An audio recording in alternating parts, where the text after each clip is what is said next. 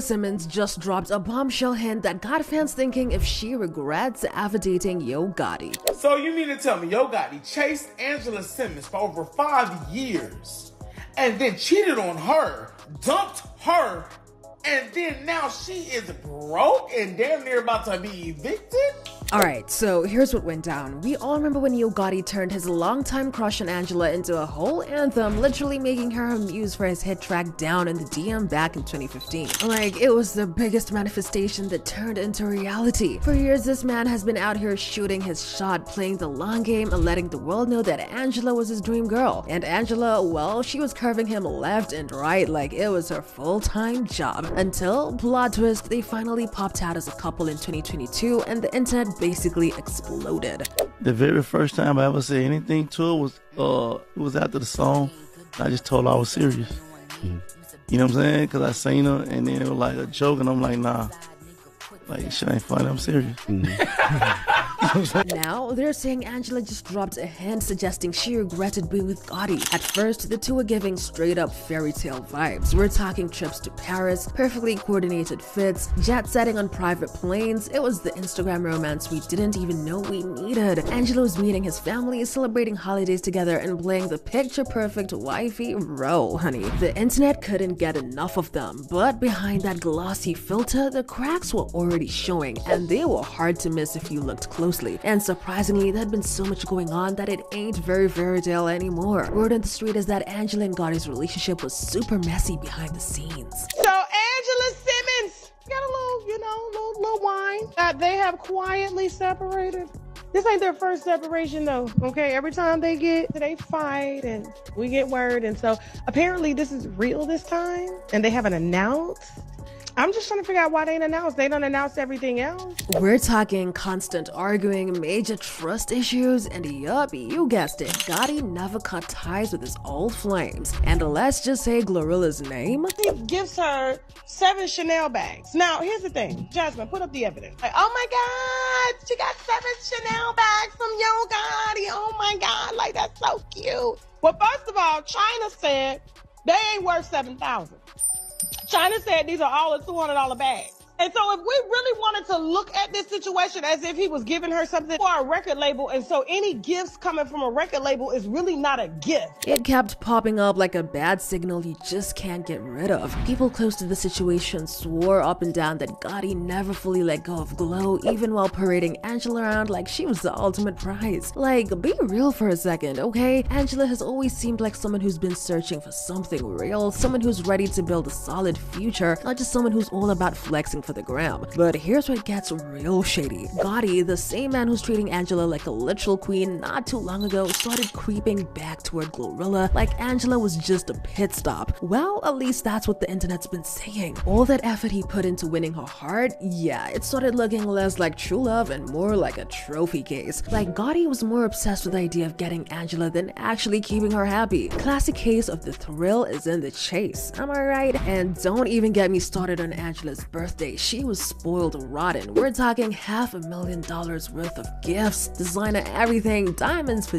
days, you name it. But fast forward to just a few months, crickets. Like, the relationship seemed to vanish into thin air. No more cute couple pics, no more public appearances, and Angela wiped her Instagram clean. And the breakup clues, oh, they were loud and clear. She started posting solo thirst traps, dropping cryptic captions about self-love and growth, and it was giving off major new me Hooters energy. Y'all already know the drill, classic post-breakup behavior. But we all know that Angela is no stranger to heartbreak. Her dating history is sprinkled with high-profile relationships that always seem to fizzle out. But this one, it hits differently because Angela generally seemed to think that Gotti was the one. She ignored the red flags, his messy street ties, his shady ex situations, his reputation for keeping things complicated, and now fans are saying she is back to flying solo, probably piecing it all together and realizing that just because someone chases you for years doesn't mean they're actually ready to keep you. Even fans have Angela's back and are not holding back in the comments. One person wrote, "Angela Simmons, you can do so much better. You do not need Gotti." Another chimed in with, "Angela girl, you are so much better than this. Know your worth." So yeah, Angela might have gone through a serious roller coaster ride with this one, but from the looks of it, she is finally realizing her worth and moving on to better things. But what do you think? Just when Megan Thee Stallion thought the chapter was closed, brand new footage and expert reports are blowing the case wide open. And this time, it's not in her favor. These latest clips, witness testimonies, and forensic details are raising one serious question. Did Megan lie? One officer on body cam literally repeats it to her. I didn't get shot. Oh, you did it?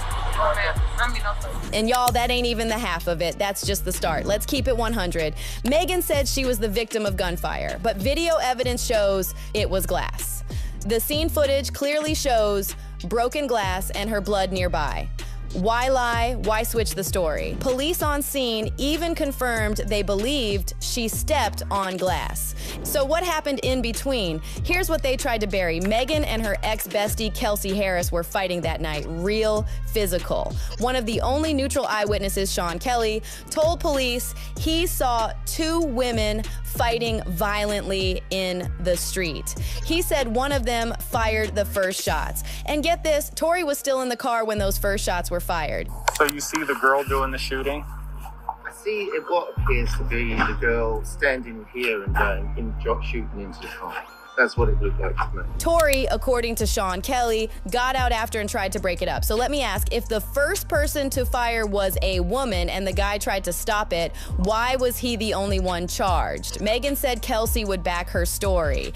But when the trial started, Kelsey straight up flipped. She contradicted herself, took the fifth, and admitted she lied under pressure. She originally told prosecutors one thing, then changed everything in court. Y'all, the DA had to play her own recorded statement just to try and salvage the case. But instead of proving Tory guilty, it just exposed more holes. Now, this the part that blew my mind. Real talk. A forensic DNA expert testified at trial. Tory's DNA was 0% on the magazine. His DNA on the gun was basically non-existent. 90% of DNA on the gun belonged to an unknown male. Female DNA was also found but not tested. Let that marinate. How does someone fire a gun 5 times and leave no DNA? Meanwhile, Kelsey Harris had gunshot residue on her hands, but her DNA was never tested. Convenient, right? And then the prosecution violated the Brady rule by withholding critical DNA documents until last minute, then used up the sample so Tory's team couldn't retest. Now that this new footage is going viral, Megan's camp is not staying silent. Sources close to her team reveal they're standing by the 2022 verdict. They cite Kelsey's original text, Megan's bullet fragment x-rays and 911 calls, and body cam footage. They say the new stuff is cherry-picked and misleading. But here's what Megan hasn't done. She hasn't addressed why she said it was glass in the beginning. She hasn't explained why her story changed. She hasn't responded to Sean Kelly's testimony. Listen, none of this means Megan deserved hate or trauma. She didn't. But this also ain't about playing favorites. This is about truth. And based on the facts, it's looking real shaky for the original story. Tory got sentenced to 10 years, and we still don't know for sure who pulled the trigger. But if you're gonna send somebody to prison, you better be damn sure. And right now, the doubt is deafening. Free Tory Lanez.